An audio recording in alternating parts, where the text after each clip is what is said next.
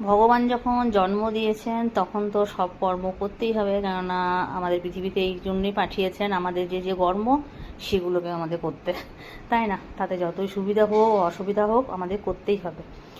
আর আরেকটা কথা বলতে চাই বন্ধুরা, সংসার ধর্ম হচ্ছে বিশাল বড় ধর্ম, ঠিক বলুন তো বন্ধুরা?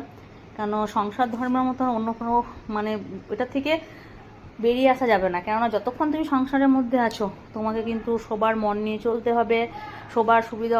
আর আমাদের এটা করতে হবে বন্ধুরা, যখন আমরা সংসার ধর্ম পালন করছি তখন তো আমাদের সংসারের প্রত্যেকটা মানুষের সুবিধা অসুবিধাগুলো বুঝতে হবে, যারা কি পছন্দ করে না করে সেগুলো আমাদের মেনে নিয়ে চলতে হবে, তবে তো একটা সুন্দর সংসার গড়ে উঠবে, তাই না?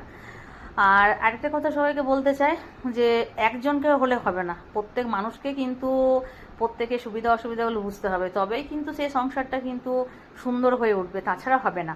আর যার যা ভেতরে যার যার কথা, সব কথাগুলো কিন্তু একে অপরের সাথে মিলেমিশে পরামর্শ করতে হবে, শেয়ার করতে হবে, শেয়ার না করলে কোনো মানুষ কিন্তু এগিয়ে যেতে পারবে না। ওকে, বাই, টাটা।